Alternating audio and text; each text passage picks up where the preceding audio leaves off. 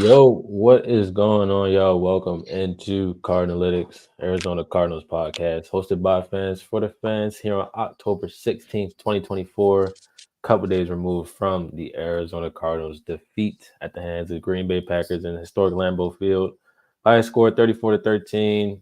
Never really felt that close, if that even is a close score. Got boat raced at the beginning, and so many mental mistakes, mental errors attributed for the rest of the game. We'll talk about it. Joined by my co-host here, Shad, and my newly placed co-host, now at his new home out in Arizona, Jake. How you boys feeling today? Yes, sir. Feeling good. Happy to be back in the pod. Yes, sir. And I'm feeling good too. I fresh off of a crazy homecoming victory for LSU. I went to the game this past weekend. So crazy game, one of the best games I've been to. So hopefully some of that energy trickles to Arizona on Monday. Yeah, so I'm glad your Tigers got the win, and Jake, I'm happy for you and you're moving. Me personally, I have had no enjoyment in my life because the Cardinals are not giving me any enjoyment in my life. So, um, but we'll talk about it. This is our guys. So, like I said, Cardinals defeat at the hands of the Green Bay Packers 34-13. Before the season started, last podcast, I called my shot in this game. Just had a feeling that we would be able to squeak one out against a team that I thought was that I still think is a little overrated in my eyes. Um, and honestly enough, we were not able to capitalize. This was probably, as a lot of the players called it, the worst game that they played in terms of like beating themselves under JG. I don't think we've ever seen a game where they have beat themselves this much. The Cardinals going into the game had 19 total penalties in 5 games. They had 13 accepted penalties, 15 total penalties in the one game. 3 turnovers, which are literally all fumbles. So you're killing yourself. You're taking your chance. You're taking your chances away. Just so many mental mistakes. I think I want to start there before we like go to a certain side. Like, do we see this as something that is just a rarity? Obviously, it's never happened before. We've never had a double-digit penalty game and 3 turnovers. Obviously, that's rare in the NFL, but even a 7 penalty game, 8 penalty game is rare to see for the Cardinals, as well as multi-turnovers. How did that make you boys feel? Like, to me personally, I just felt like that was just a random cause for concern. Some games are going to be like that for some franchises. Obviously, we want to get wins here and there, but just the turnovers and the penalties. How did that make you feel on Sunday? Go ahead, Jay. We can start with you. Yeah, I'll jump in. Yeah, even going back to what you had said, Corey, about players saying this was like the worst loss under the JG realm, I suppose, or reign. I'm getting sick of hearing that, bro. Like, it was the same thing against Washington. It's like, bro, at a certain point, you can't keep saying that. Like, I'd rather not just keep pushing the envelope and getting worse and worse losses to be able to say, like, oh, now this is the worst loss. It's like, as Kyler said today, like, you got your ass kicked in both of those games. Like, this past one is just so frustrating, like, watching all the flags, because, like, you had chances, too, to, like, get off the field, and then, like, Sean Murphy bunting, like, the walking yellow flag, it just, like, screws you every single time. And, dude, I don't know, like, what this guy thinks he's getting away with, because, like, his worst one, in my opinion, it was actually a hold, but they called it a PI. I forget who the receiver was, but, dude, from the jump, he was just clinging to the guy, and it's like, bro, the second that this guy tries to, like, flatten out the route, it's so obvious that you're literally just hanging on to his coattails, like, from the jump. Like, that's going to get called 9.5 times out of 10. That's getting called. And if you don't have the legs to, like, keep up with these receivers, it's not even like Green Bay has, like, 3, like, all-pro receivers. Like, if you can't keep up with these guys, then, like, get out of the game and, like, honestly, like, bench his ass. We're paying him, unfortunately. Like, arguably Monty's worst offseason signing. But he is, like, in my opinion, like, the lowest point on the team.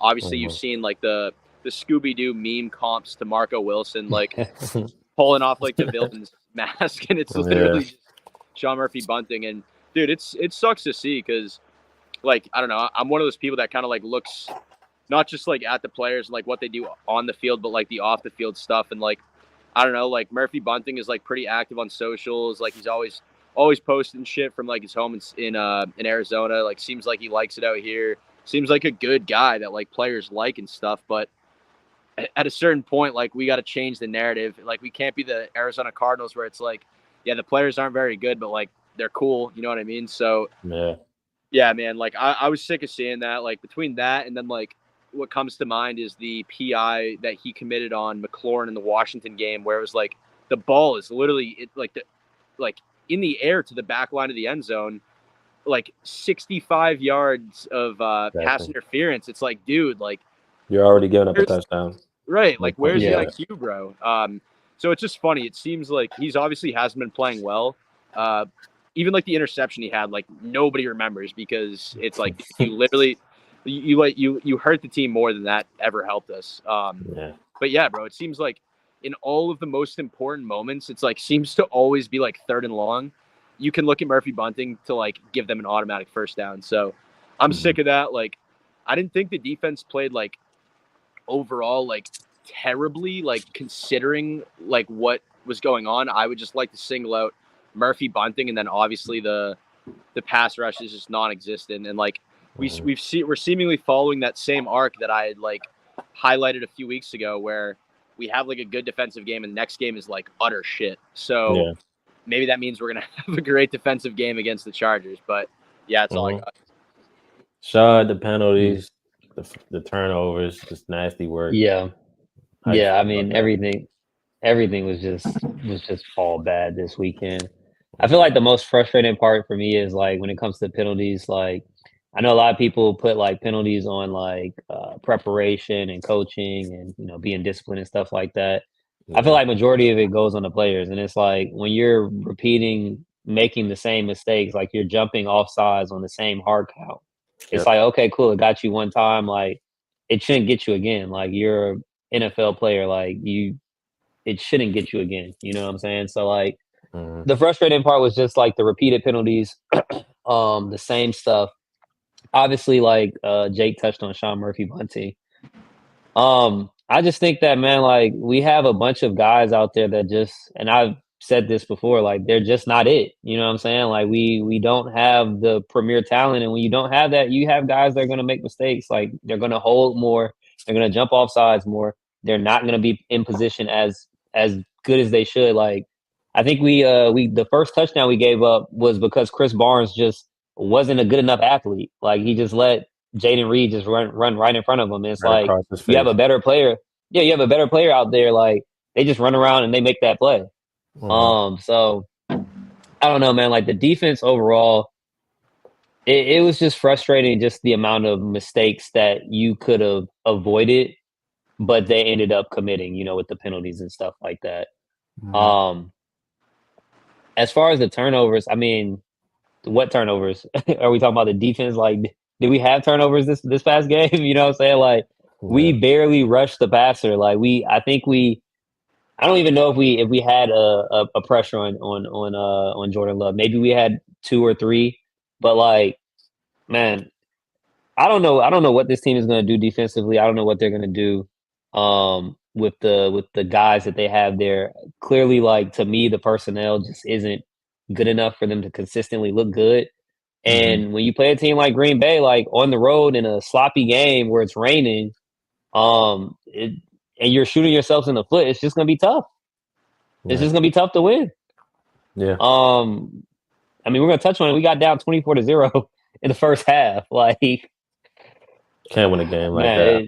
You can't win a game like that, man. You can't. And the thing about the penalties, like you mentioned, like you can get me on one hard count, but the thing, like I haven't seen this defense jump on hard counts all season. Like, so why did they catch you 3 or 4 times in one game?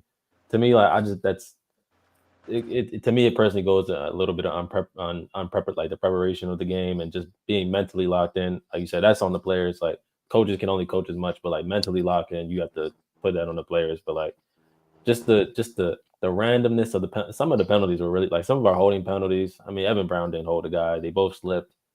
Can't call holding there, and literally negated, I think, a good play for us with the holding. And a lot of the penalties that happened either created a big play or negated a play for us, which is to me just the semblance of what a bad penalty day is going to bring you. But like the turnovers, it's fumbling, it's taking care of the football. Like James Conner, you rarely see him fumble, so it's hard to like say, oh, this is a trend. Greg Dortch just doing too much with the football.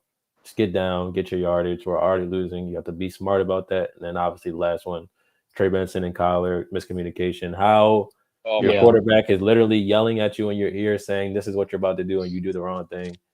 To me, that's a little funky.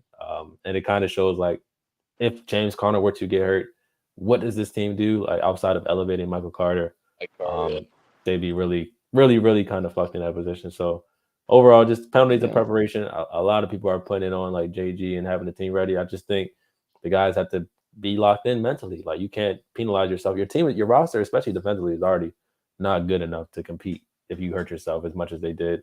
So I personally think it's an outlier. You're going to go against a disciplined football team this week that I believe is one of the lower penalized teams in the league as well. So you have to get back to being that football teams for me to be able to be like, all right, this is not obviously an outlier. This is not a trend, I should say, and it'd be more of an outlier. Offensively, I think we can go there. This has been a big talk of the week so far at post game. Cardinals last 3-4 weeks, about 13 and a half, 14 and a half, I think it is, points per game. It's not good enough in the NFL, not good enough with the weapons that you have in the NFL. And obviously, some Twitter people go point to Kyler Murray. Some people most smart people have pointed to the coaching staff and mentioning some of the route designs. And I want to pitch the question to you all, like offensively, what is it going to take to open this thing up? Are we just going to be bound for a team that's going to have a low passing game because of the base offense that they come from? Like, I mean, I saw a bunch of this stuff this week coming from people saying like Drew passing is from a scheme that is a very good run scheme and it develops the run well, works play action well. But in terms of diversifying route options and or opening up the playbook when you need it, say you're down double digits and you need to go score, having those type of routes, route concepts, I should say, and those play calls, they just have not been there for either Stefanski or, even the Patriots. I think, Jake, some of your guys may attest to this as well. Their passing game, maybe with Alex Van Pelt, and now we're talking about it with Drew Betzing, just has not been good enough. Like, what do you all attribute to that? Do you think it's more so our players? Do you think it's passing? Do you think it's a scheme, I should say? Do you think it's Kyler? Like, let's talk about it. Yeah, a lot of people I've been talking to a bunch of people about that too this week, and they've been asking me the question like, "Hey, do the Cardinals like y'all just don't have the weapons like this and that?" And my response is, "No, we have the weapons. It's just we just don't use them how other teams use their weapons. Like I feel like this is the most weapons that Kyler has had in the last 3 years for his career.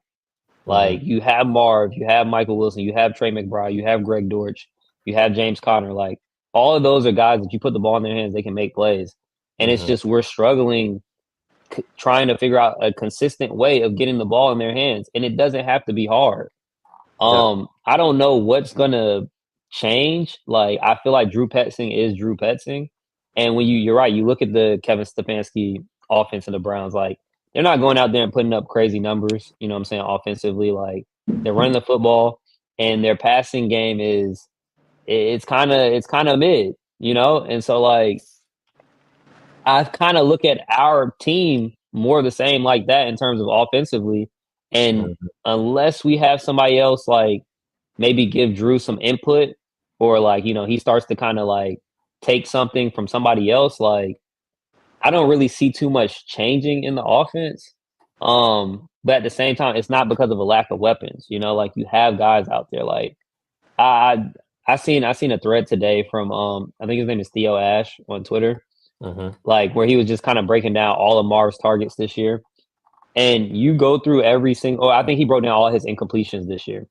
You go through every incompletion, and it's just, to me, it's just a huge misuse of what we were told, generational talent. You know what I'm saying?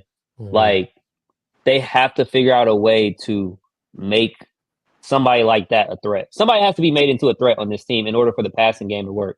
Otherwise, like teams are just gonna sit back in coverage and know that we're not gonna do anything crazy or do anything fancy, and just wait until we make a mistake.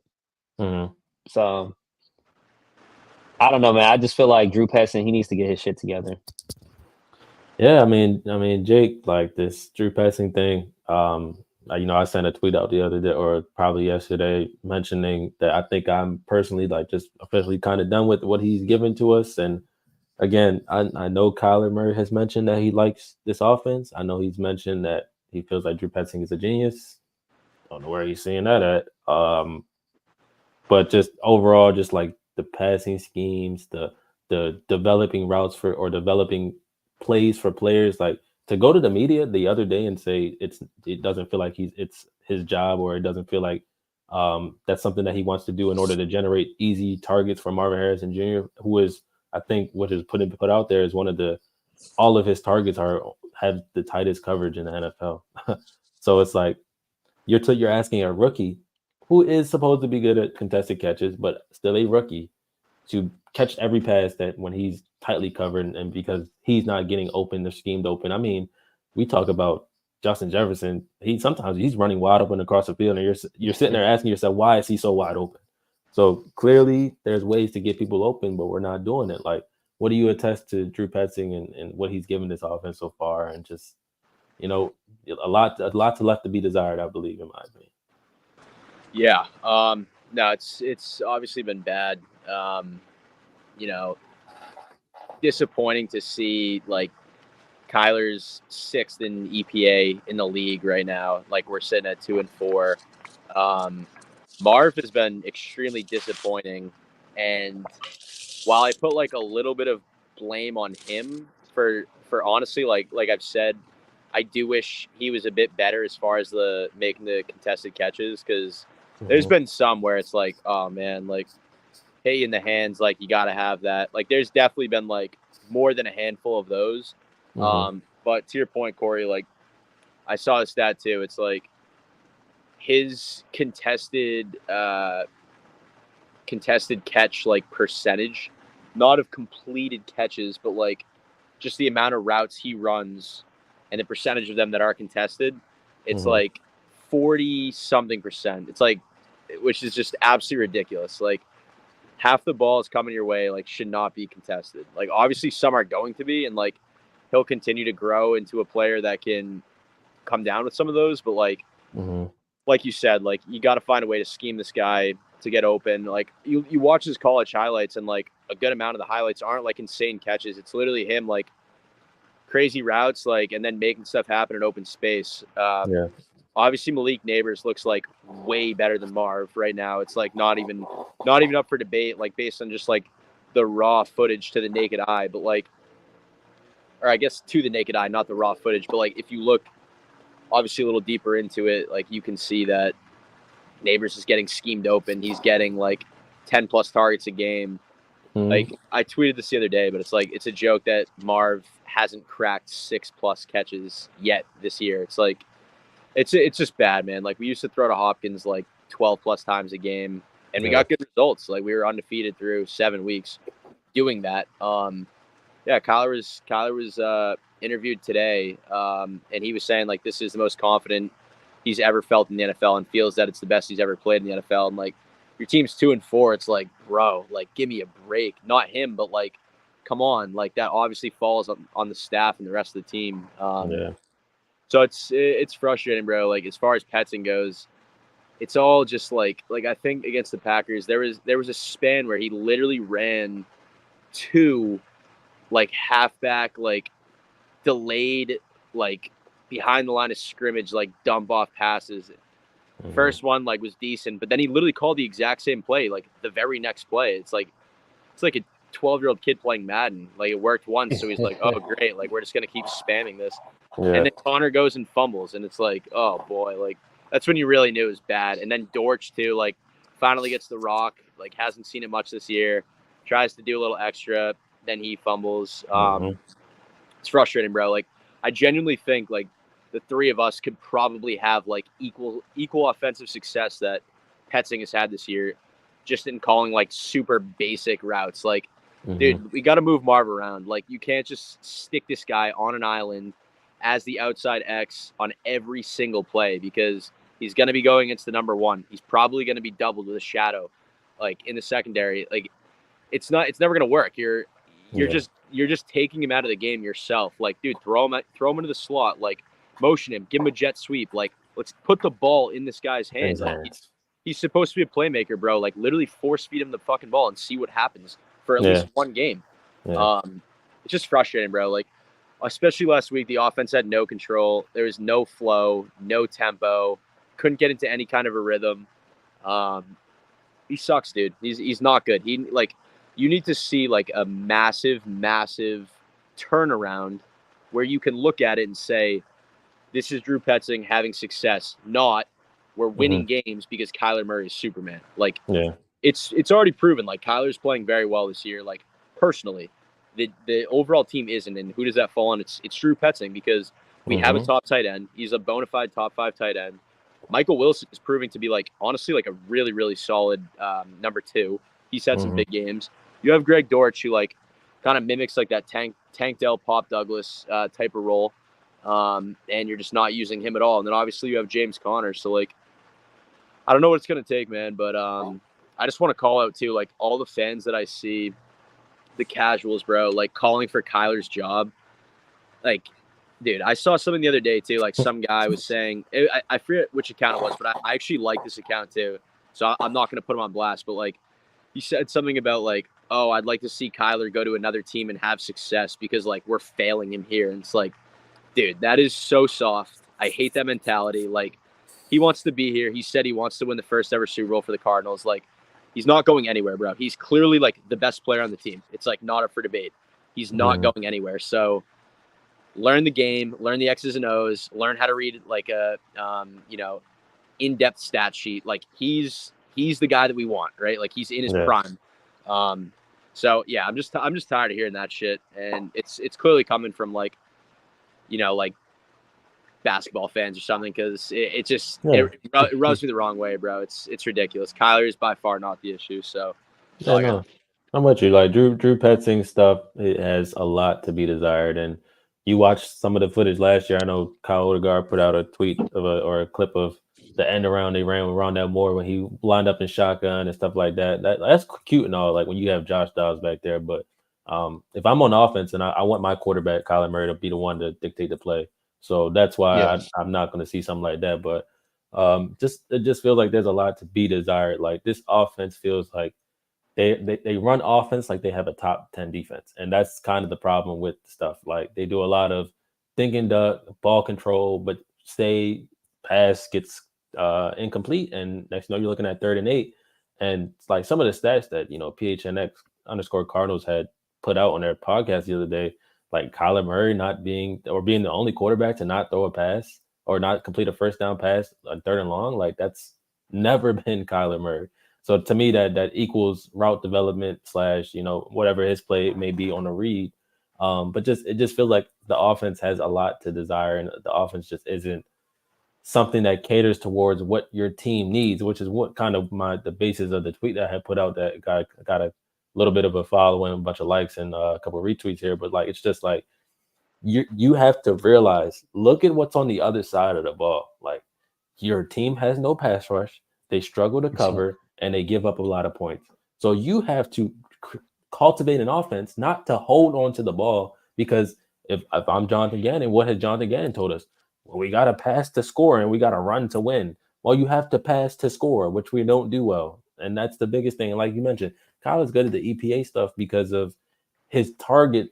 The targets that he is completing are easy targets, which at the end of the day is something that you want to see from him, because we've known him to be better at the big play and not taking the short plays. So it's good to see that the short plays are there and being made. I mean, you look at Mahomes this year, he's made mostly the short play all season.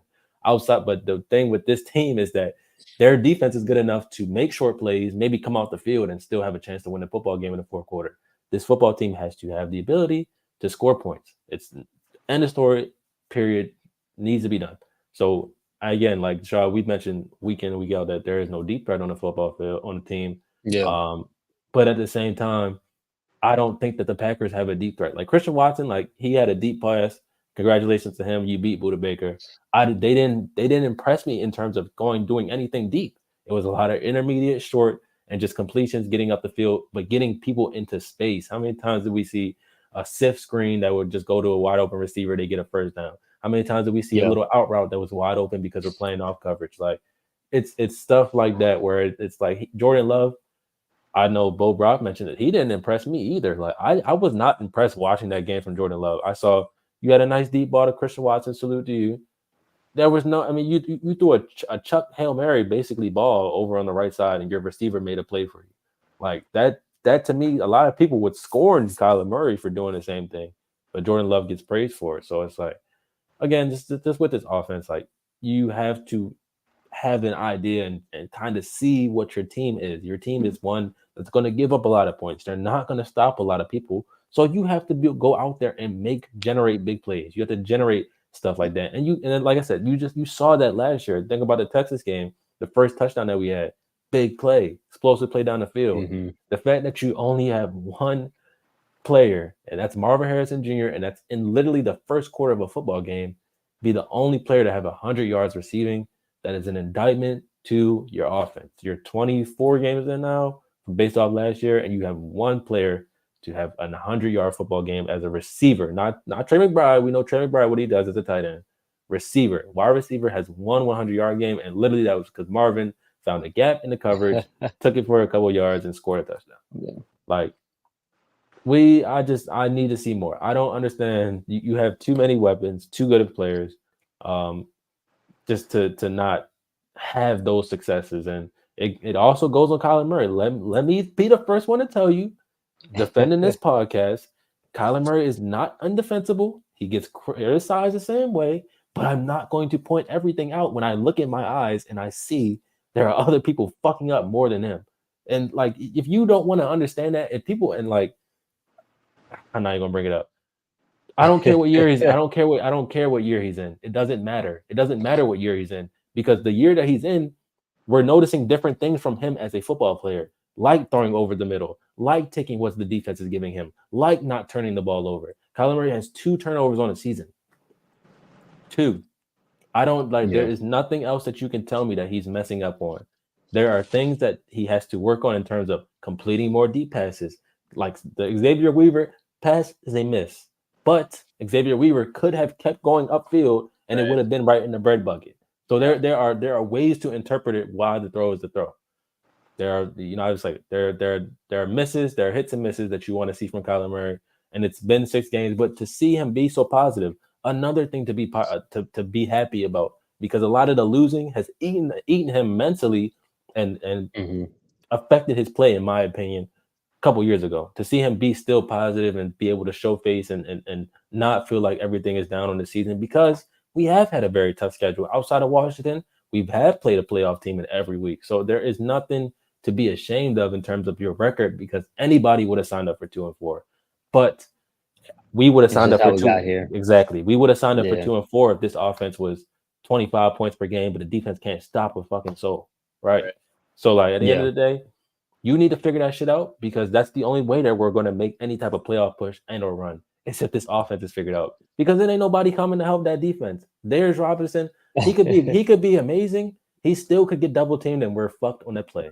Like at the end of the day, there's nobody coming to help the defense. The offense has to figure it out for this football season. If you want to be relevant, if you want to be able to go into 2025 saying, all right, this is our chance to really do something, your offense has to look credible. And that starts with the offensive coordinator and the play calling, period. So I have a question for y'all. Do y'all think that Drew Petzing, because I've seen people float this question around, do y'all think that he's capable of putting together a decent pass game?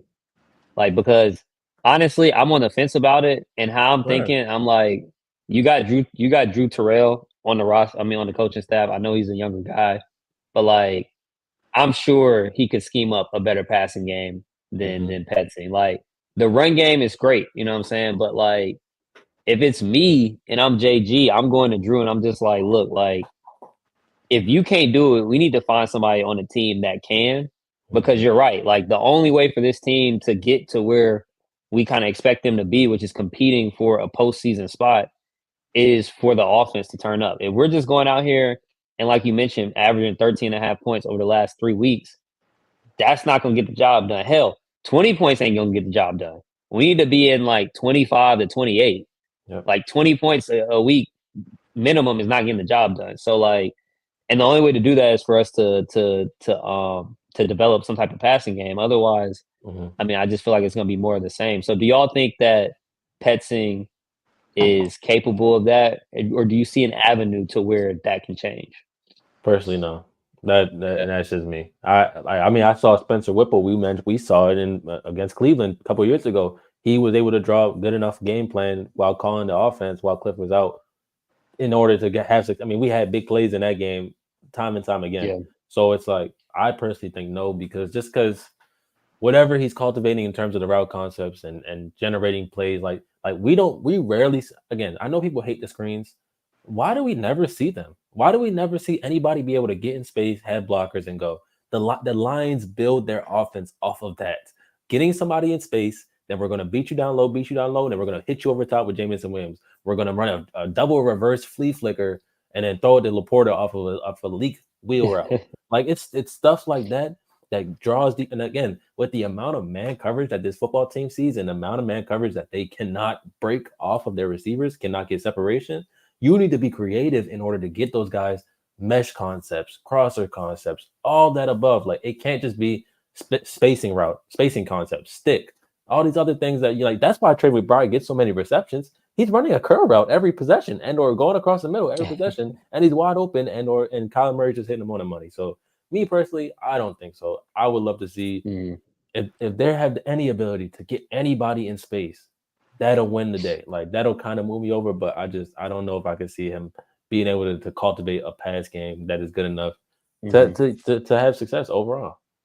Yeah, I don't really think so either. I mean, he's obviously so like charged up about like being like a run heavy team, and it's kind of like we've kind of seen that this team is not gonna win being like a strictly run heavy team. Like obviously James Conner's a dog, not taking anything away from him at all, but because our defense is such a liability and like all of our games are going to be high scoring, if you want to keep up, you either have to be so good at running the ball that you just keep the other team off the field. Like every single drive, you're averaging like 4+ minute drives or 3+ minute drives, but that's clearly not the case. And with an O line that's been like pretty banged up to this point, like that's only going to make like just running the rock, you know, majority of the time even harder, and is going to leave you in these third and longs.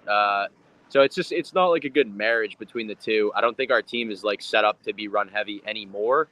And Drew Petzing is like the worst adapter like in the league as far as like adapting to like what he has at his disposal, because it seems like he still wants to be a run heavy team, and it's like, dude, like give it up, man. Like it's not going to happen. You know what I mean? Like, yeah, maybe Drew Petzing would look great and would get like a fraud head coaching offer if he was coaching the Ravens, right? Where it's like, yeah, you have Derrick Henry who can literally just go off for 125 plus a game and like, you know, not even blink.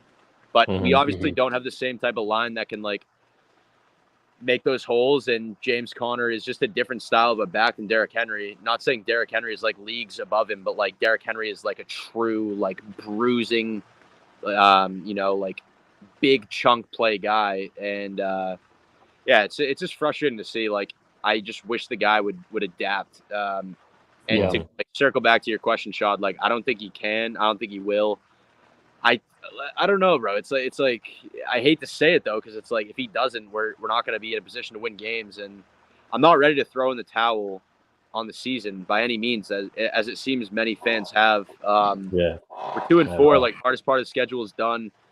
The remaining strength of schedule that we have is the 7th easiest in the league, like going forward. So I don't know, man. You got to be able to capitalize, and like in my opinion, it really starts like this week, this upcoming Monday. Like you got to be able to get some of that like juice back at home and start climbing back towards 500. So hopefully he's heard the noise. Like he seemed like a little bit insecure on the podium, like being asked to like take accountability and stuff. So I mean, either take accountability and like get better, or you're not going to be here long. We've seen it. Like, that's facts. He needs to get better. That's what he needs to do. Tired of saying that vest on Tuesdays and Wednesdays. Get rid of that vest. That has no swag at all. Look at your defensive coordinator, Hoodie Rallis. Get some swag, bro. Like, I kind of agree with what you're saying in terms of dang, Shohei just hit a 3-run home run. Dang. I kind of agree with what you're saying about in terms of like if he doesn't switch up for the most part, like he's probably not gonna be here for long. And if I'm Drew Petzing, right, like I don't know, we're kind of starting to see, or at least I'm kind of starting to see. It seems like he has a little ego to him because like his comments that he's made to the press and like the way he's answered the questions, he's putting more, which I kind of find this interesting. He's putting more so on his play calling and not the actual plays being ran, not the actual play design. It's like, the guys just need to go out there and execute, and I need to do a better job of calling plays. No, you need to do a better job of coming up with play schemes. Designing plays, like because he's making it double hard on himself to call the right play by not having like all these like screen passes or deep routes inside of in the playbook or throughout the game that he's calling. And a part of me feels like if he wants to be a head coach, in the league, he's gonna have to learn how to adapt, like we're talking about, and he's gonna have to learn how to admit, what I'm saying, if when you're wrong or take help when you need it. I feel like that's the biggest thing. Like that was one of the things with Cliff. Like we know from having Cliff, like Cliff didn't want to relinquish play calling. You know what I'm saying? He wanted to do all of that, and we see how that got him. Drew Petzing, if he's struggling developing passing concepts, don't take it upon yourself to do that. He shouldn't take it upon himself to come up with it. You know what I'm saying? He should be drawing from everybody in that coaching room, Drew Terrell, whoever else in there, and trying to be better. If he's not doing that, we're right. I think Jake, you're right. Like he's not gonna be here for much longer, bro. Like you think about the. I don't know if you all remember. I think it was either in the third or fourth quarter. Packers are driving. They start, and I think it's like they start in a bunch look or something like that. Jaden Reed, and they had the running back, I think, on the opposite side of the bunch. Jaden Reed comes in motion behind the line of scrimmage. He comes back and he swivels. He goes in motion across the line of scrimmage, swivels behind the line of scrimmage, and they run a play action towards that side. So all action, all eyes, all the defense is going that way. They bring Christian Watson right over the side of the middle, and I think they get right across the line of scrimmage, behind the line of scrimmage, and they end up getting a first down. Plays like that, I don't think we'll ever see that play. I don't think we'll ever see any type of misdirection play like that. And we probably have, and I may be lying, like literally the Rondale Moore play might be something like that. But at the same time, like that's creativity. That's Matt LaFleur. That's what that encapsulates. Like when a defense gives you a static picture, how can you force them to change it? We get static pictures every single possession. There is nobody changing anything on us. They're either running cover 2 or they're running man-to-man defense. If you can't see that and adjust to that, and I think a big thing and another thing with Drew Petzing, probably the last thing I'll say about it, is that I think he would highly benefit from going up top in the booth. You can see what the defense is giving you. No offense, he is a little bit of a shorter man, so maybe sometimes he can't see the things on the field. But he can. I think he would benefit from going to the booth. You see a lot of these play calls start going up to the. I mean, the dude for the Bills, he's up in the booth. The guy from Seattle who. DK Metcalf hilariously literally got on the mic and started telling him, "Give me the ball." But like he's up in the booth.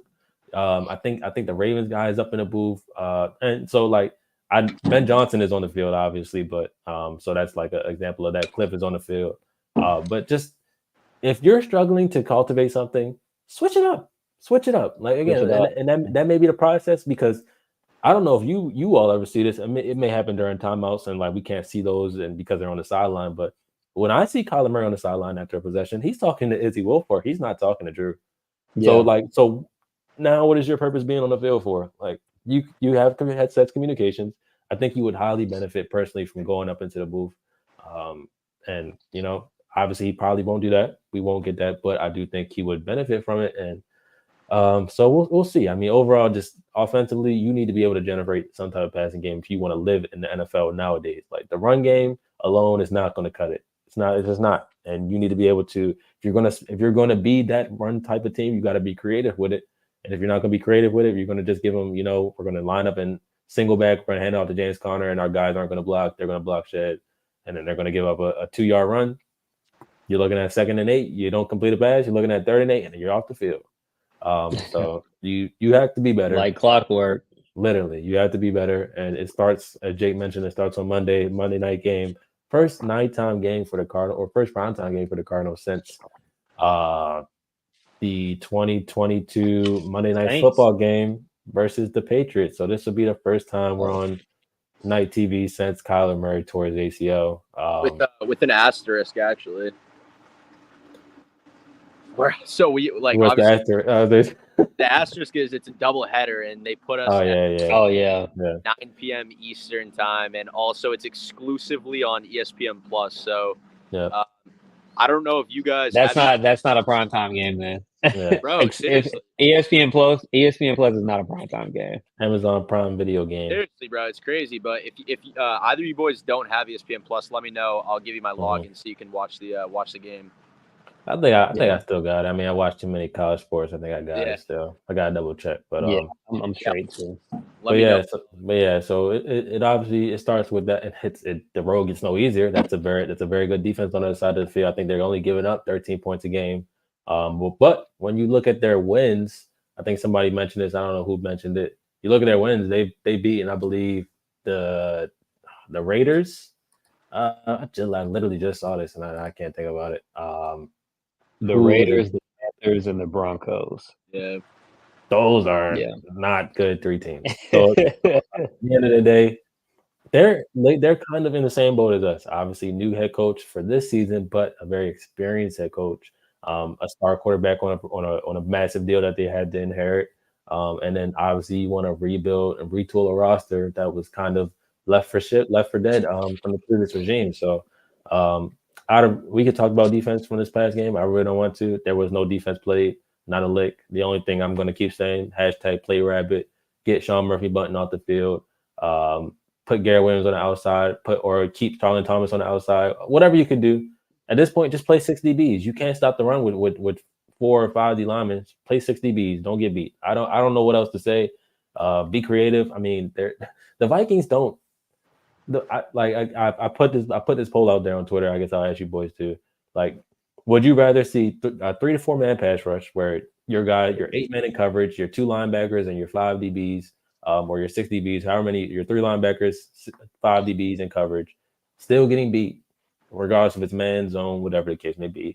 Or would you like to just do some type of exotic BS, putting Buda Baker at the line of scrimmage, having them drop back 20 yards on the hike, stuff like that, disguising coverages, making crazy stuff up, but just sending 5 to 6 guys per play.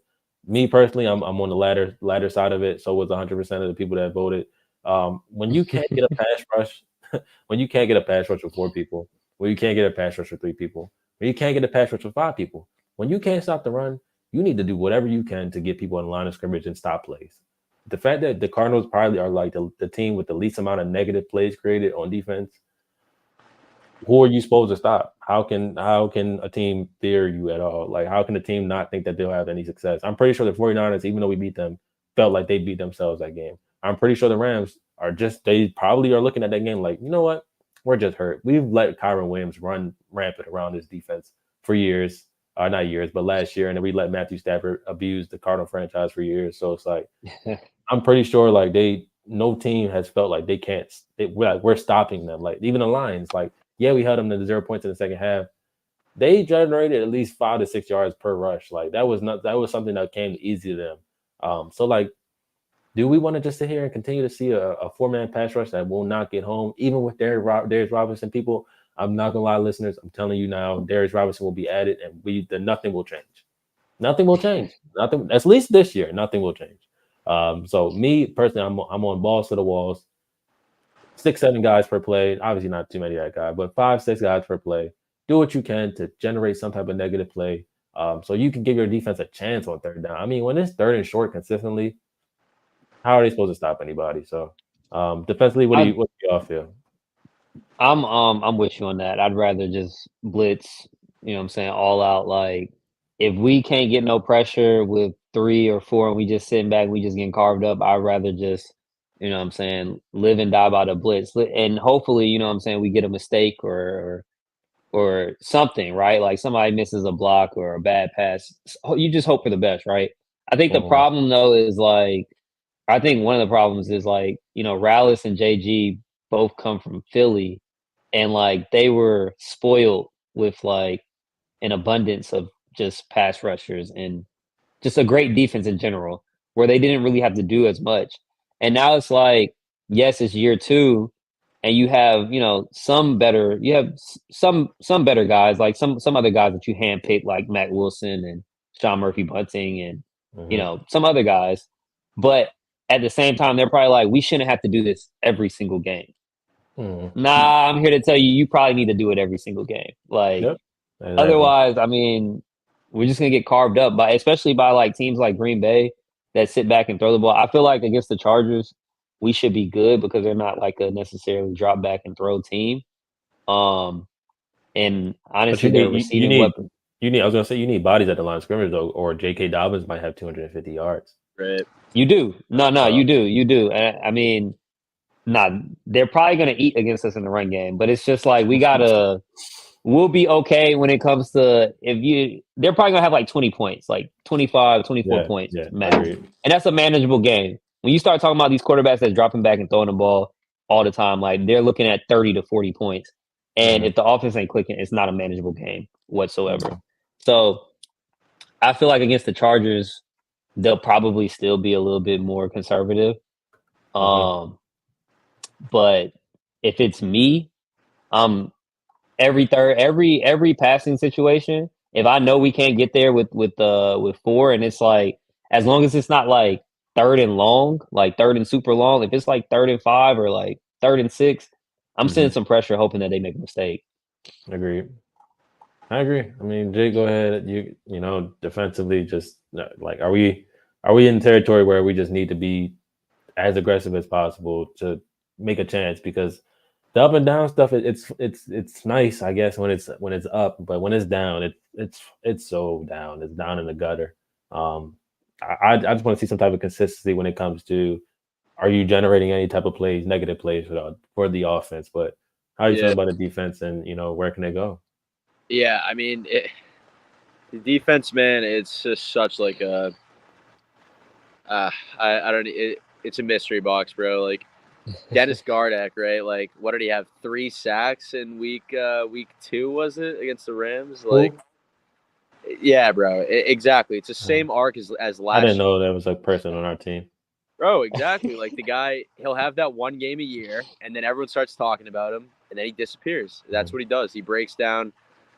I think he had one decent tackle last game, maybe for like a 1 yard loss or something. Mhm. But Yeah, man, I will say this: Mac Wilson is the lifeblood of this team right now, and you need that guy to be healthy because he is the like only one that's consistently like disrupting plays.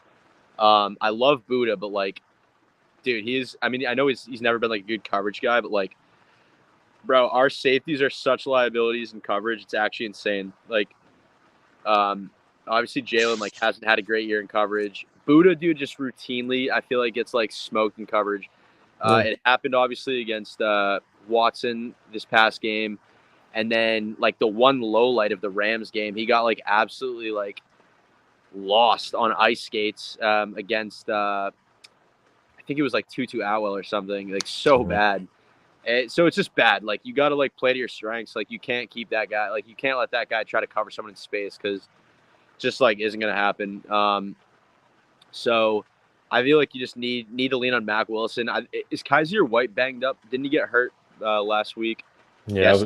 I was just about to get into that. There was injuries all over that defense.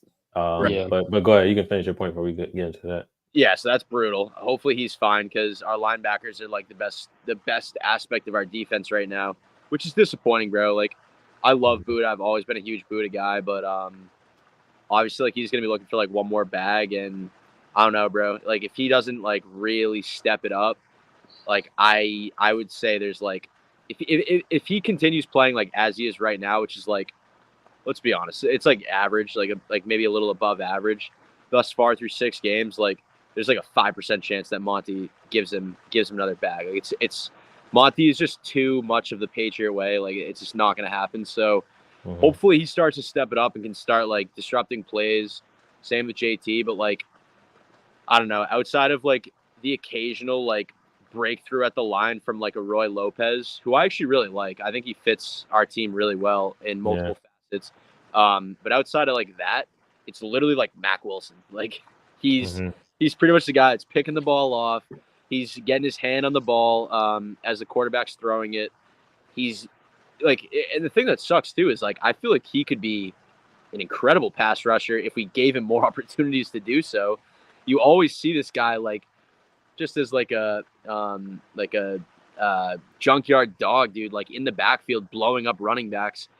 So I would like to see like a little bit more, deployment of Mac Wilson going after the passer. But yeah, outside of that, man, I feel like I guess try to dial up the pressure. Like you don't really. It's basically like the three of us like trying to get home against like 6'6", 350-pound like athletes. So I don't know, man. I don't like Zaven Collins. I don't know what happened to him. Like he looked good early. Maybe he's banged up or something, but haven't seen him have much success. Hopefully he can start to wake up. But seriously, bro. But yeah, outside of that, like all I can say is Mac Wilson. Like clone the man like 10 times. Yeah, more cone of shame for your boy here with Zaven Collins. The experiment at edge rusher is over. You are not a pass rusher, sir. You're an edge defender, and that's fine. You know, you can be an edge defender. Kyle Van Noy, for most of his career, was a very good edge defender and, ability to drop back in coverage. So, but the pass rushing experiment is over. We're done seeing that. I'm done seeing that at least. But he's going to still be out there because you don't have any other players. As we mentioned, Jake mentioned nobody else. As you mentioned, Jake, with the Kaiser White injury, you now have Bilal Nichols on IR, which that came out of nowhere. Kaiser White with a knee. At a certain, I think other players may have gotten hurt somewhere here and there, but like you look at it and it's just, first of all, the first thing I want to say to anybody that's knocking Monty Austin for any additions in free agency, they have not been great, right? You spent millions of dollars on certain players to get little to no production and or they're on IR. But you cannot predict injuries when you're signing contracts in March.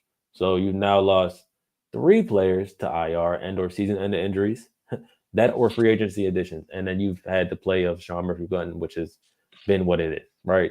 But outside of that, Evan Brown has been a consistent starter at left guard, and that has not been a problem for you this season. I think he also got hurt, so we'll see what happens with him. But he, to my opinion, has been a decent one-year signing. Obviously, Matt Wilson been a decent one-year signing. Outside of that, Tonga, decent signing from I believe from the Vikings. So these guys have been decent. All right. So let's not kill Monty Austin for it, because I do think he's still building on exactly what was going on in terms of like Jonah Williams. You can't predict Jonah Williams being hurt. Bilal and Justin Jones, they're built as players. And again, I don't think people understand, like they were not asked to come in here to be all world starters. They were not asking here to be coming here to be asked to be pro bowlers. They were coming here to ask to say, we have no players on the D-line last year. We need 2 players that at least can play for a majority of the season. Obviously, they can't do that now because that's Arizona Cardinal luck. It happens. But that's what they were asked to do. So when their PFF grades are not the best, it hurts because there were no other additions on our side of the football field. And I think that's where you score Monty a little bit more, saying, how do you look at this and think it's okay? Because it's not okay. Like whatever they put out there as a product, I don't care what Gannon said. I guess Gannon's trying to be positive about his team, not bring them down. They're not good enough. They're not good enough. As we see, they're not good enough. Guys cannot block shit. They can't get off blocks. They put 2 hands in their chest and they're done for the play. So it's just overall, like, let's not kill them for the injuries, but at the same time, like, it is a walking wounded out there. Obviously, they're going to have to sign some type of defensive tackles somewhere around the edge, because they literally have lost 2, or I believe 3 out of the 6 they probably had with Darius Robinson yet being on the field through 6 weeks. So it's like, it's tough. It's a tough situation. It's a tough situation, but I'm not going to kill Monty for injuries. I'm going to kill him for just being sitting on his hands. That's what I'll say. Yeah. I like when it comes to that, I feel like, I wasn't one of the people who were like super, super high on like the like Monty and like the off season that he had. Like I thought it was a decent off season, but I didn't think that like, oh, like Monty's this great GM. It's like we still gotta see all the pieces work. Like, yeah, we had however many draft picks and we signed a couple guys, and it's like in theory it Mm-hmm. seems like it should work. But like just kind of thinking back to last year, we relied one of the things that changed from last year from the previous regime was that we Mm-hmm. saw that okay, what can coaching do when you don't have the talent. Like we kind of thought like, okay, JG, Rallis and Petson can elevate these guys that, they might not be the best, but they can elevate like going into Mm-hmm. this off season or going into the season, like you're right, we got guys who we just kind of were like, hey, we just need you to stay healthy. We just need you to be solid because we have the coaching in place, or in theory, we're like, okay, we have the coaching in place where we're gonna make these guys better. We're gonna Mm-hmm. look better because they're better than what we had, and the system and everything is good. But we're just seeing that. I mean, it's honestly you need better players. Like Yep. to me, that's what it boils down to. And you cannot have enough players. I feel like you shouldn't be leaving meat on the bone in terms of leaving money spent. Um, When your team I is the way it personally is. feel like you look, yeah, not playing. You drafted guys that you're not playing. Like Mm-hmm. yes, we have a bunch of injuries. Don't get me wrong, but like we drafted a right guard or guard that's not playing. We drafted I mean, yeah, Tip Raymond is playing, but like, is it a premium position? No, you could have used No. that. You could have used that draft pick to get a backup defensive tackle. Mm-hmm. Like other positions could have been addressed in terms of the draft, and I feel like we could have spent more money in free agency. And I feel like that has been the downfall for Monty. The positive to me is that most of the times teams like general managers, coaches, or whatever, when something doesn't work the season before, they go the opposite. They pivot to Yeah. next season. Exactly. And I feel like a big pivot needs to happen for next season because we need to focus on bringing in just better talent on the team. Mm-hmm. I don't care how much it costs. I don't care where it comes from. Like we just need better talent. And like you mentioned, we brought in guys this year to be healthy and to play a lot of games. They're not They doing can't do that. You can't predict injuries. You that. can't predict Exactly. injuries. Yeah. Like so instead of trying to penny punch, like you might as well go get Mm-hmm. the guys that you feel like is best fit for the team. You know what I'm saying? In Yeah. terms of talent. And like a lot of people mention like the draft is like you can't judge a draft right away, but shout out 480 underscore Nick. I saw a post that he made, not a post, but a reply that he made, talking about the draft, especially the third rounders, because as we know, Elijah Jones still in IR, has not played yet. As you mentioned, Isaiah Adams barely plays. Trey Benson struggles when he's in the game, and Tip Ryman is a tight end. Um, he mentioned 4 players that you could have picked in the positions. He started out with 66th pick would be Jonah Ellis. 71st pick would be Kalen Bullock, who is the safety from out of USC, but he plays for the Texans now, who is tied for 6th in the NFL with 2 interceptions. Buda Baker has 0 interceptions. Uh, 82nd pick, Dominic Pooney, who's been an amazing guard for the San Francisco 49ers so far this season. And with the 90th pick, if you really wanted a running back that badly, could have done Braylon Allen, and or you could have done any type of defensive tackle, Bucky, defensive maybe. lineman, Yeah. Dude, right now would have been whatever. so nice. So that right there is a better draft than what you're getting. So now you're talking about, Mm. is it coaching that we're worried about? Developing players, getting players up to speed. As we know, Marvin is a 4th pick, and he looks lost sometimes with his quarterback. Trey Benson looked lost. Isaiah Adams can't get on the field. Elijah Jones still hurt. The one player that we think is really good can't play because you're so tied historically wise to the 2 players that are in front of him. So overall, just you in year 1, you look at it, and last year 1, Monty Support, round of applause. Like Michael Wilson was productive, Paris was productive. Trying to think back on that class personally. Starlin Thomas, Keytrell Dante. played. Dante Stills were productive. Yeah. Starlin Thomas, who was Yeah. undrafted, was productive. So those guys helped you out. This year, You're getting no help from your draft pick so far, 0. And that's that. And when you have 12, when you want to be draft and develop, that's what 2 and 4 turns into, because your players that you hoped were really good, were going to be good for you or do something for you, are ineffective. And Monty Osfor, I agree with a lot of people, has not gotten the cachet to take Tip Ryman in the 3rd round. I think that was my idea for him, has not been what it turned into. Yes, he's been a really good end of line tight end, but we don't do any type of I formation, where it's just what I thought that he would have been in a quote unquote Kyle Juszczyk type of role, being able to be versatile out of the backfield. Because when we drafted him, he gets on the phone, he's like, "Yeah, well, people sleeping on my hands, and I can do this and I can do that and I can run." You're literally out there to block people, brother. Like I don't know what you thought you were gonna come in, but like I said, I thought that he would have had a different type of role. And if he would have had that type of role, I think he would have had a little bit more success and it would have made sense to me. But now you could have picked up anybody to do what he's doing. Yes, he may be the best one in that draft. You could have picked up somebody for $500,000 to do what he's doing. Like at the end of the day, like that was a wasted pick. We're gonna look at it in 4 years when he has a chance to be re-upped, and we're gonna say, is he gonna get another contract from this football team? Because it's a waste of a pick based on what you need to be done for your franchise right now. You are not in the luxury to taking that pick. And I hate shitting on Monty Osborne, because he has done so much more in 1.5 years than the man in front of him did for 5 years. With teams that were much better and much more chances to have success. So it's like, but you fumbled with the 12 picks. That is what it is. At least as of right now, you fumbled with 12 picks. As of right now, that's causing your record to be the way it is. So because we should be, in theory, we should be able to rely on a bunch of these rookies. I mean, we had 12, like you said, 12 rookies. If people are getting hurt, like, throw in a 4th round pick, throw in a 5th round pick, like, but we can't do that, And granted, yes, Darius Robinson is hurt. Yes, Elijah Jones is hurt. They drafted 2 corners though, 2 corners. We really only needed 1. You had Starling and Keytrail. If you're if you're gonna play Starling so much, you shouldn't have drafted, like you said, you shouldn't have drafted 2 corners. If you're gonna give Sean Murphy-Bunting $25 million for 3 years, you shouldn't have drafted 2 corners. Oh God, we're stuck with him for at least another 2 years. I just hope we're stuck with that man, and he needs to play better. So it's definitely. Or we need somebody better than him. Yeah, literally. So somebody please emerge so he can't be on the field anymore. Yeah. I still think the worst draft pick as of right now might honestly be Trey Benson. Hate to say it, bro, but like starting from the preseason, he just like all that like pop that he had at Florida State, I'm just not seeing.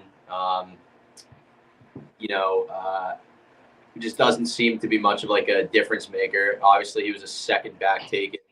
When you have guys like Bucky Irving, Braylon Allen popping off, like Kamani Vidal just had a touchdown on his first touch in the league. It's tough to see. Like, you know what I mean? It's almost like he's getting like pity snaps at this point. And dude, like arguably like the worst low light of the season was we're driving, we're getting something going. Like I'm still texting you boys in the group chat, like the eternal optimist, like, bro, score here, like you never know. And Kyler Murray like changes the play at the line. Everyone on the team on the field knows what's going on. All the coaches probably know what's going on. Us as viewers, like, know what's going on, right? Like, he obviously saw a soft spot right up the middle and felt it was necessary to keep the ball on the ground and advance it. And he knows that Trey Benson clearly has no idea that he has audibled the ball to him. Like, he's like now designed to get the ball. So Kyler literally, bro, like I'm watching the play clock and I'm freaking out because I don't know what's going on. And like I'm yelling like at the TV, like, let's go. Like obviously like play clock was getting down to it.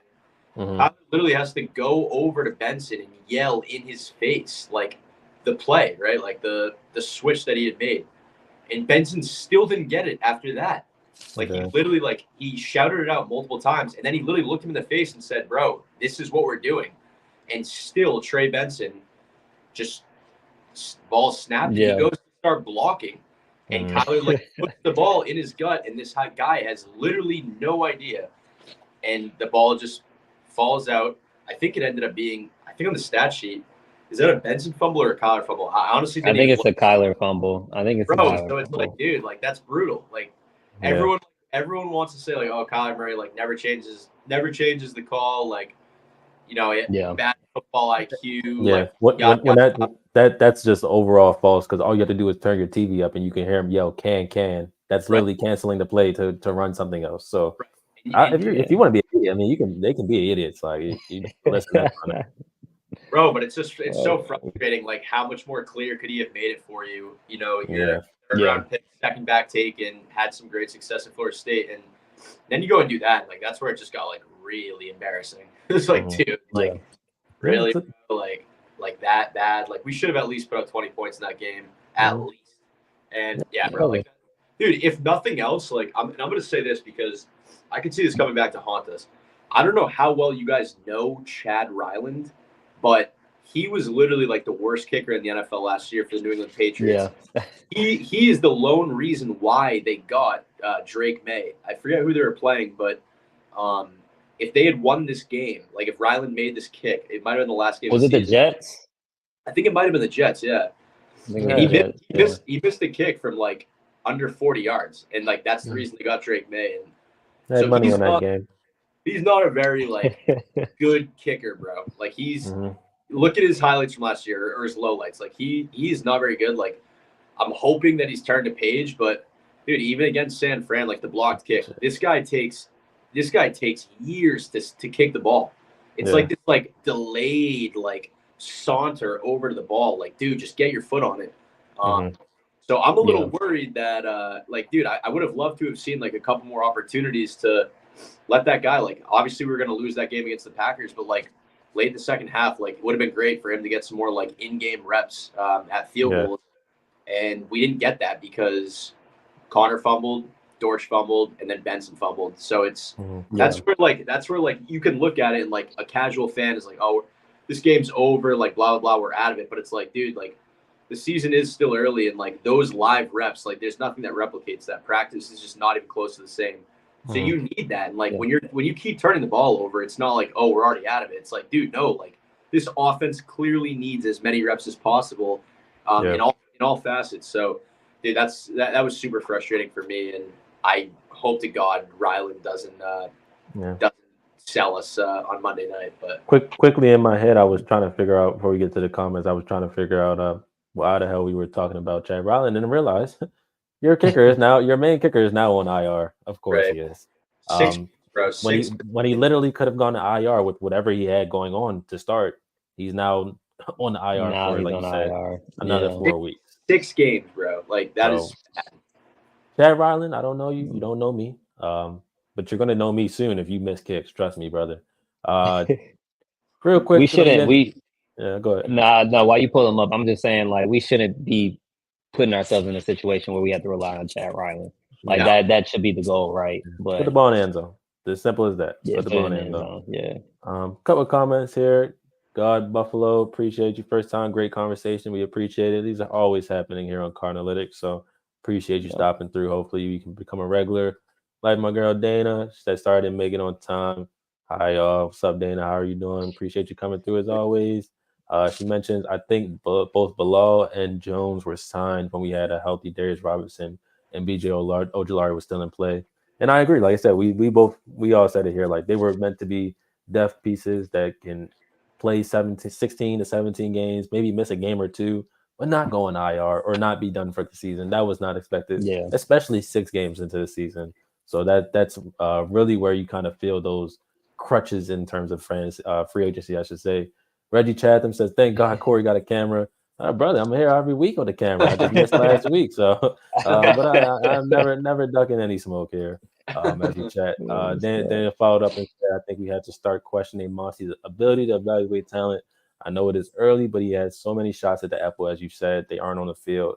And that's literally the point of it all. It's like, what players are you picking up, and what is the coaching staff using with or doing with the said players? Like obviously injuries, anybody that's injured, you don't count. Like so Elijah Jones and Darius Robinson, you have yet to count towards this. But like the players that are playing, like Marv, Trey Benson, Adams, who can't get on the field because he's obviously not better than the person ahead of him. Stuff like that. Like you kind of want to see better success in terms of the players that you're drafting, like Xavier Thomas in the 5th round. I don't think he's been active since like week 2 or 3. So it's like, yeah, I don't forgot about it. yeah, like that's and another ways. and like you kind of mentioned, Corey, like I don't think Monty has gotten the rep to be able to draft a Tip Raymond on a day 2. You know, like day 3 picks, like I understand if you hit on 1 out of those, like that's cool, or 2. If you hit on 2, that's really good. But like the day 2 picks, I mean, Foundations bro, of your team. you gotta hit on 50% of those.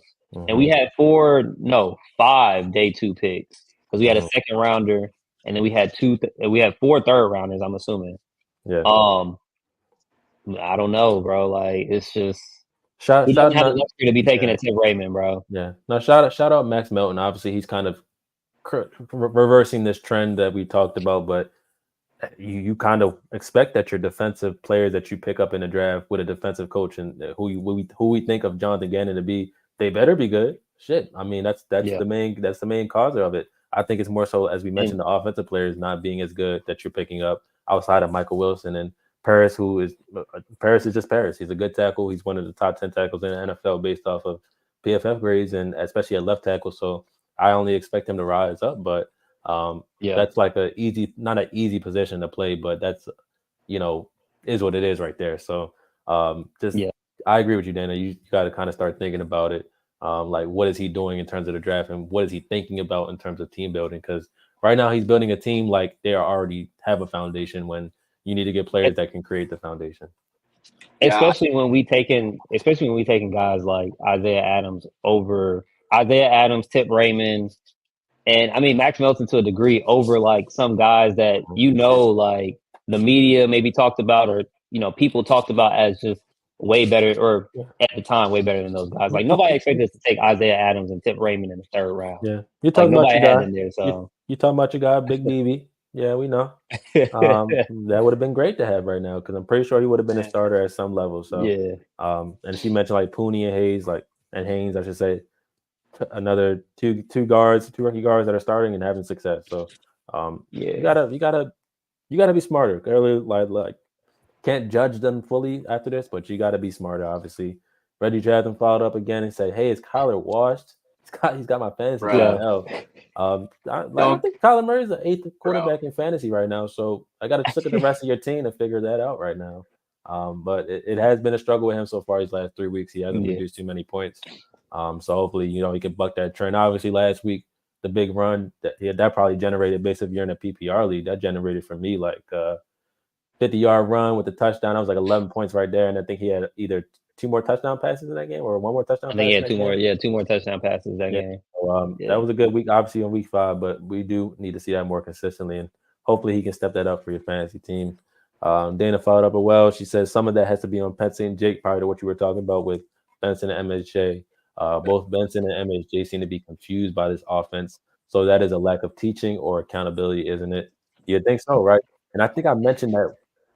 Well, no, we didn't do this podcast when it was, but a frustration of mine for Vance Joseph was trying to figure out, why can we never stop things, or why was it so overcomplicated? And I was like, is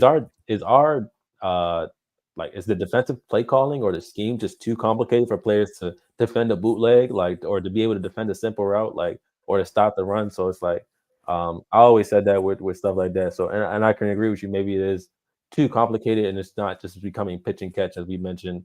What it's supposed to be, especially as a wide receiver and quarterback at the level of Kyler and Marvin Harrison are. So you kind of want to see that trickle out a little bit better. Need Cliff's draft day control room back. Emily Dirks, I have yet to see you in this chat. Emily is a troll. We're gonna ignore her. I appreciate you coming through. We don't say that 5-letter word here. He got attention for one game because we played them, but we try to keep that 5-letter word away from here. Please never let him have any control ever again with this franchise. But appreciate you coming through as always. Yeah, shout out to him for we showing appreciate that. it for sure. Dana Mel up again for sure. Max Melton seems to be getting there, but I for one think that your picks in the first 4 rounds should be fighting to start in year 1. If they aren't, why didn't you pick someone else? It's a good point. I don't know about first 4 rounds, but I would definitely say like at least the first 3. And 2 or 3, yeah. Yeah, it's been subpar to this point. Mm-hmm. I will say I get her saying first 4 because we did have like the 4th pick in the 4th round. that's So fair. like you might I as guess well that's say Mm-hmm. right. like Yeah, you are picking at the top, but I will Mhm. say though, like overall, I do feel like Monty, as far as like talent evaluation, like at this point, like I don't think you can say he's not like a solid talent evaluator just based on some of the guys that he has hit on. I just think the issue with this year, to the point that Corey made, like he did draft like seemingly as if we were kind of just like throwing darts at a board a little bit, where it's like, oh, like we're the Chiefs, right? We already have like won 2 Super Bowls in a row. Like we have an incredible core. Like let's just like take some chances on like a Tip Ryman in the 3rd round. Whereas like additionally, he's not spending, like he barely spent any money this offseason. We're rolling over like one of the most amounts of cap space in the league to next year. So like, I mean, read between the lines, people. Like Monty clearly told like the team without telling them, like, I don't believe that we're winning anything this year. I'm rolling it over to next year, and he just didn't draft accordingly to compete like at all this year. So it's frustrating. Like I get that he's hesitant. Like Steve Kahn was a classic guy for however long, like decade and a half that he was here, where he's throwing big money at like broken down machine parts. You know what I mean? So obviously Monty's trying to like change the narrative there, like change the culture a little bit. But yeah, he's a little too frugal to this point for where this team is at. Like he should have gone out and spent money, bro. Like you see all these guys too, like even now, like these receivers that are flying around, dude, go out and sign someone, dude. Go make a push for a Max Crosby, because that guy's going to be dominant for another 5 years. Like you got to at some point just like open the wallet and get a piece that is undeniably a game changer. You can't Bill Belichick it and like with Tom Brady, right? Like, and like all of a sudden like 5th rounders turning into like a perennial All-Pro. Like it just doesn't happen. So I was gonna say, bro, you can go. Go ahead. Yeah, I was just gonna say like, so I just feel like like I kind of mentioned earlier, the approach that Monty took in theory was like, for all of us in theory, it seemed good. Like you were gonna take these guys and like kind of trust our coaches to do their job and coach them up, and like these pieces fit. But it worked in theory. It seems like it should work in theory, but we're just not there yet. And I feel like that's kind of where we failed at this offseason in terms of not having guys capable of going out there for us to play early, because ideally that's what you would want as a team where we're at in terms of our process where we're at. Like you want those young guys going out there to be able to play, but we don't have that. Yeah, it's really unfortunate, and you want to be able to see these guys have success, and them not having it early, it obviously hurts. And like, we love Marvin Harrison Jr. This podcast loves Marvin Harrison Jr. We were pushing for him to be drafted 4th overall, but based on scheme and how they play, I'm going to now say it on this podcast, you just question if you should have taken picks to fall backwards and taken alt at 5 if somebody was going to give you the haul from Marvin Harrison Jr. and or if the Chargers wanted to give you more from Marvin Harrison Jr. based off of that. But it looks like they almost and Jim Harbaugh, you sneaky fucker. He probably feel like it's almost like he just baited us into taking him based off of stuff. Obviously, we didn't know how this trajectory would have been played out, but Joe Alt for this football team probably would have been really good, but doesn't answer any questions. Does it fix anything? Obviously not, because the passing game needs work, and that's the thing that you draft pass catchers to make passing games work. So it's just unfortunate. And the rolling over of the cap, I literally thought about my point again. The rolling over of the cap is kind of suspect now, because the main player that you would have wanted to roll your cap over for, outside of a massive player or a big player being disgruntled and wanting a trade, Aleem McNeil literally got re-signed by the Lions a day after they lost Hutchinson for the year. That goes to show you kind of what they think about said player and what he means for them, for their football team right now. Like the immediate impact that he means for their football team right now with Hutchinson out. He's literally probably their best defensive lineman, big run stuff and defensive tackle. That's exactly what your football team needs right now. Like I wouldn't even argue, like obviously you need pass rushers and you need edge rushers, but you need big guys in the middle that can eat gaps and stop the run. And that would have been a perfect player to pay, but now he's off the market. So now you're looking at who else could it be and who else may it be. And right now, for me personally, it looks like it's only draft picks that could fill those positions at this point right now. So Emily, she also followed up, long top listener, first time caller. So we appreciate you coming through as always. Then Dana followed up and said, so I started in on the all 22 for this week. The very first Plasm play for the Cards is the same sticks look that Kurt Warner broke down as being ineffectual in a prior week on the left side. Oh, look at that. Literally what we mentioned, that they're only seeing the main concepts they are able to go to are play action crossers, sticks, and some type of spacing concept. Other than that, we're not getting much else. And it's just unfortunate to see that this team can't open the offense up enough in order to have success in those lines. So we'll see how this season continues. Go ahead.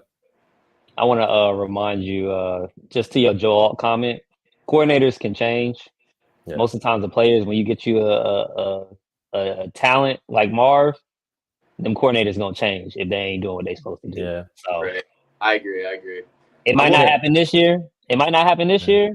But if Drew Peston don't do what he's supposed to do, somebody's gonna come in and do what they need to do with Marv. I think I'm still a little hurt that I don't have a white 18 in my closet right now. So I'm hurt about that too. That's unexcusable. We ain't gonna talk about that. Sorry, Marv. I'm sorry, MHJ. I love you. Dude, just if you're Petsing, bro, just turn on the tape from some of these other teams that are finding success. Like Wan'Dale Robinson should not be getting more targets than Marvin Harrison. It's just watch the lines, dude. Watch how they scheme Amon-Ra open, Jameson Williams, CeeDee Lamb, Justin Jefferson, as you had mentioned earlier, Corey. Any good wide receiver in the NFL. Right. It's crazy, bro. The Falcons have moved Drake London into the slot strictly so he can be a big physical receiver against smaller defensive backs that are going to play. Bro, let him see the slot for a change. It's ridiculous. It's dude, you would see so much success. And Michael Wilson is more than capable of being a decoy on the outside, so Marvin Harrison can get some exposure in the slot. So I'm tired of it, man. It's so frustrating. It's not rocket science. You want to lean on James Conner for his better veteranship in terms of how your scheme is. Well, also you have to lean on your playmakers because, Sean, I agree with you 1,000%. If he's not getting the ball, that if he's not getting the ball and having success, Drew Pesting and the offense then makes Monty Ossenfort look like a fool, and somebody's going to lose their job, and it's not going to be Monty Ossenfort. So, it's not going to be Monty. So yeah, it's on Drew Pesting to figure that out. So I don't quite know why he said that comment that he said in the presser that it's not in his thought process to get him the ball. That's just stupid. She also mentioned on the right side, you had MHJ running a fade/hitch choice on the left against a press, which is stupid. I think this was the first drive of the game too. Kyler and he weren't on the same page on the route. MHJ had inside leverage is what I meant by no, all good. MHJ had inside leverage. So a lot of great receivers. Obviously, he's still only 6 games into his career, but a lot of great receivers, as we know, have choice routes where it's what is the defense giving you, and then we're going to attack it in that way. And that goes to hand signals, motions, hand contact, eye contact with him and Kyler. And that's only going to come in time. But as everybody mentioned, there were 3 games in the offseason to get that timing and get that settled in, and you decided to punt on those options. So, it comes with the territory. It comes with the success that your football team is going to have. And right now, your 4th overall pick is ineffective. You need to figure it out if we're going to have any success on this season, and honestly have success for his future. Who knows what his father. Every time he has a bad game, I just think about what is his dad saying. What does he get text at the end of the game, and what is his family saying? And I can just imagine it just being so fucking negative and absolutely like that dude talking to the cat in the store, we're gonna get you out of there somehow, some way. So we're in a bad spot, but we're gonna figure it out hopefully with Marvin Harrison. Real quick before we head out of here, because it is almost midnight on the East Coast. Chargers game. What are we feeling? I'm personally feeling like I don't even want to watch the game. I think I actually might have to work, so I might be okay. But this game will be torture for 60 minutes in my eyes unless the Cardinals get out to a lead and if you force the Chargers to pass, then then we'll be okay. If you allow them to run the ball on you all game long and you're down and their defense just starts humming on you and as an offense, we already talked about the passing game. Again, a team that is I believe tied or either first or tied for first in points per game allowed. So they're stingy as it comes. Joey Bosa is still there. I believe Khalil Mack is still there if he's not hurt. They have guys on that back end. Derwin James, Asante Samuel Jr. So, what are you boys thinking for this game? Personally, I think we win. I just don't know how it's gonna come. I really just don't know how it's gonna come. But I do think we'll win. But I don't know. I wanted to get over with. I wanted to just wake up and then the score is over and we won the game. But we'll see. I have a weird feeling that we might actually win this one by 10 plus. I don't know why. It just seems it seems that this team always finds a way to rebound after a bad loss, and we are 3-0 after Kyler Murray says we got our asses kicked, and he just said it today. So that's huge. So I do feel like we're going to respond well. We actually might be able to take over the stadium on Monday, which is a crazy thing to say about a home game. But if there's any worse fan base as far as showing physical support than the Cardinals, it is probably your Los Angeles Chargers. So I'll be at the game. I'll be in attendance. I'll definitely be in close contact with you boys, and getting a feel for what it looks like with boots on the ground. But I'm excited, man. This is a big one. You win this game in convincing fashion, and all of a sudden, Cardinals are frisky again. But you get your asses kicked again, and now we start talking about the draft. So what I'll need from you for that game that we will be able to display on the podcast for next week is I need you probably in the fourth quarter, hopefully at the beginning of the fourth quarter, hopefully it's a close game. I need you to just take a video, just pan around the stadium, and we'll see the colors. If they're red, black, and all the good stuff, we're good. If I see too much powder blue because we're getting our asses kicked and or they're just out there in doves and we don't have any fan support, it'll be very disappointing for me personally. So we'll get you to take that video. We'll show it on the podcast, and we'll see how we'll make of it. So shout out this game. Jim Harbaugh coming into town off his retirement tour to college. Now he's back in the NFL. Justin Herbert. Last time the Chargers came here, we lost in absolutely heartbreaking fashion. Probably the most disgusting game I felt losing in a very, very long tenure of my Cardinals franchise, Cardinals fandom. So how you think about this game coming in on Monday, I should say. I just feel like it's gonna be an ugly game. Yeah. I do feel like we'll find a way to win, and maybe that's just me, the homer in me. But I mean, the Chargers don't scare me, and maybe we'll win by a touchdown. I could even see it being or something like that. I just don't think it's gonna be a good game. And I swear I'm gonna lose my shit if I see Quinn Johnson do anything remotely good on Sean Murphy bunting. Good Lord, because if I see that. Sean is bad, but bro, the only receiver on their team that I respect is Lab McConkey, and that's it. So if I see Quinn Johnson do anything, actually I think DJ Chark might be coming back from injury this week. I don't know if he's gonna be playing, but if I see Quinn Johnson do anything, I'm gonna lose my shit. So I don't know if this is real or not. What week are we in? Week 7. I could have sworn that I saw that the Arizona Cardinals opened up as a favorite, and now it has swung literally in the opposite direction. I could have sworn they opened up as a -2.5 favorite. Let me see it right here. No, they opened as a +2.5. So okay. So I think somebody got that wrong. I could have sworn I thought I saw that we opened up as a -2.5 favorite, and I was like, oh well, that's interesting because obviously the Chargers are 3-2, but they're probably counting points to the horse home field, and even if it was a neutral site, the Chargers still be favored there. But as a +2.5 dog at home, I think will probably be a juicy pick for a lot of people, especially people trying to recover from the weekend of losses.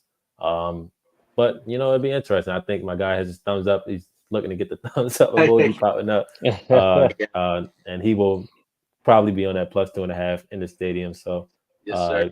good to see that for sure. So, actually, no, money line. No okay, spread. even money line, I like it as well. Like that as well. So, Dana mentioned she also said, "Lad scares me with the up and down play from our inside linebacking cores For coverage." Yeah, I mean, shit. Greg Roman is known to not have a great passing game, and not be able to get people the ball, like the receivers the ball. So you kind of want to hope that it turns into that. But if Lad McConkey has a better game than Marvin Harrison Jr., we will be hearing it for a long time. Is Marv good? I don't know. Yeah. I don't think he'll play, honestly. I'd be surprised if he does. They said, I think Jeremy Fowler came out with a report saying that there's optimism in the building that he is progressing well, and if he progresses well through the 5 stages, and obviously with an extra 24 hours to prepare, Right. or 24 hours to get ready, it could look good for him. So we'll see. You almost want to say no, but again, the hit that he took didn't look crazy, so it was like it's his head just got turned weird. Yeah, turned weird, and it banged, and that was a little scary to see. But at the end of the day, he's as they said, he's progressing well, and there's optimism that he can play on Monday. He's ruled out, but he's ruled out apparently. So let me take a look at that actually, because if he's ruled out, we're fucked. Yeah. I was gonna say, Rosie, I guess I don't know how optimistic y'all are about Zay Jones, but has he been practicing this week? Dude, I think he could honestly come in and provide like a lot of lift. Actually, like I feel like he was always Zay is real solid.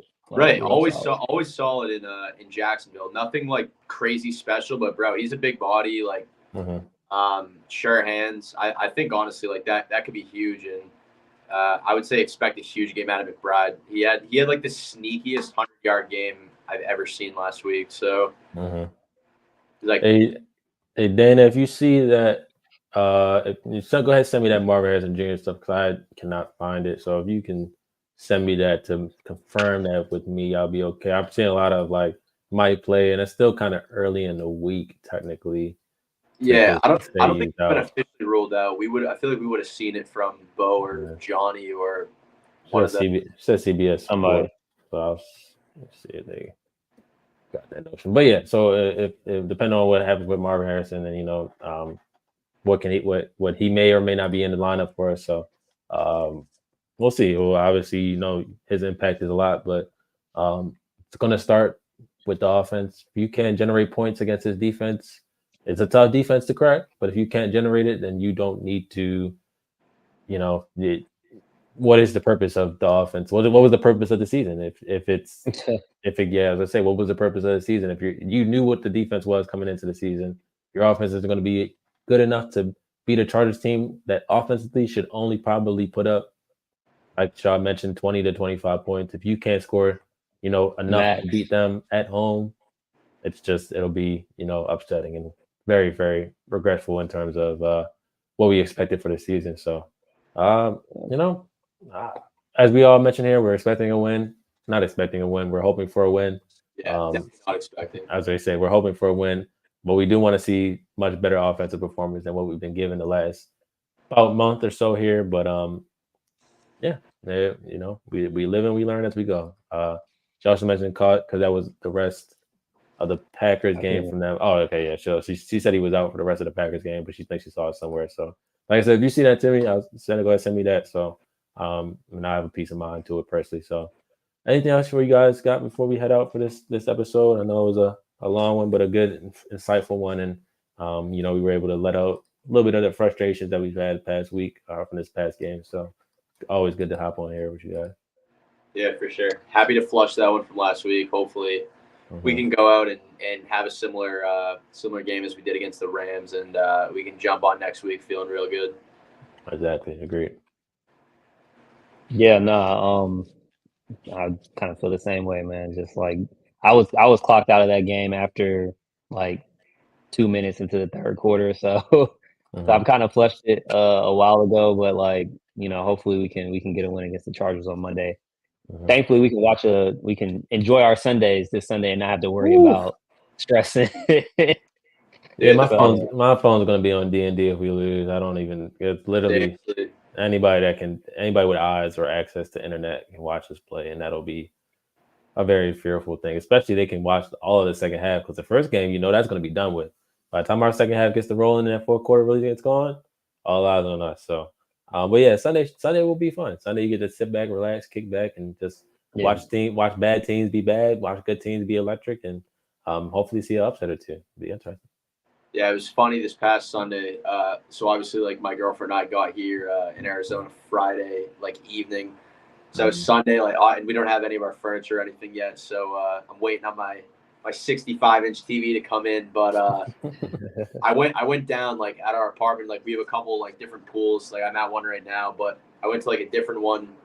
They have like a cabana, like nice big TV. So I signed into my YouTube TV. Got the game on, was feeling so good, kicked my back. I'm in a bathing suit, like feeling really good, bro. And halftime it's 24-0. Like people are just looking at me like an idiot. It was Who's this Cardinals fan in Arizona? seriously, bro. Seriously, bro. No, and I will say the funniest part too is parked in our from our parking space, the space right next to us. I had to watch. I had to look at from Friday all the way till I think it left today. A black SUV with a Packers license plate. It was just bad vibes.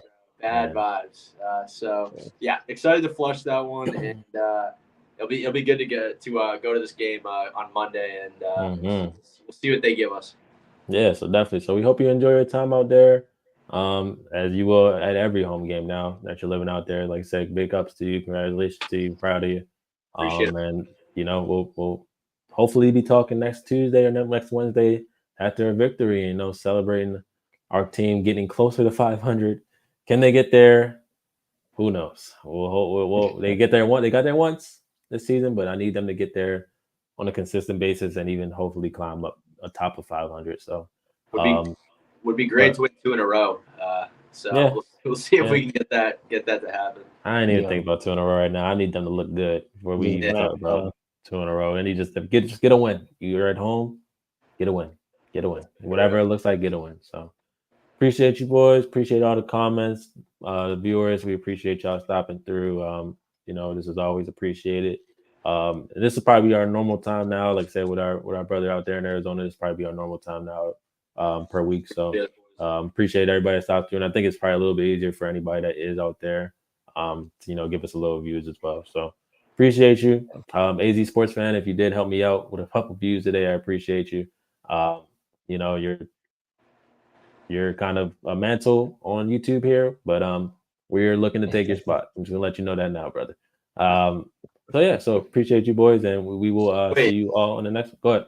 Real quick, what happened there? I honestly, that kind of went over my head. Was there an exchange? So I guess technically I kind of went not really at him, but he had put out something that mentioned, where is it at? That was when he was kind of going at Kyler a little bit. Yeah, he kind of put out something basically saying like he posted a screenshot of the I believe either the first half stats or the first quarter stats and said the quote unquote it's not all Kyler people seem to forget the first half, right? When Green Bay had 33 plays, 15 plays, 35 yards, and a lot of people were absolutely roasting him in the comments because literally this is a comment to try to antagonize people or try to boost the people that want to hate on Kyler and antagonize the people that want to support Kyler Murray.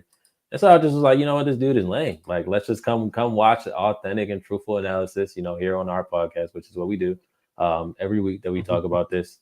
And he said I'm using him for clout. So I am using you for clout. I appreciate you.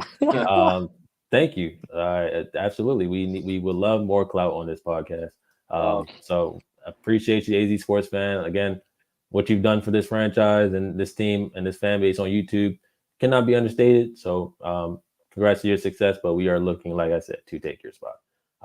So that's kind of what that went down. But no big deal. So appreciate you boys. We will see you guys on the next one. Jake, enjoy the game. I'll let you boys. All right. Appreciate it, fellas. We'll be in touch. Yes, sir. Gotcha.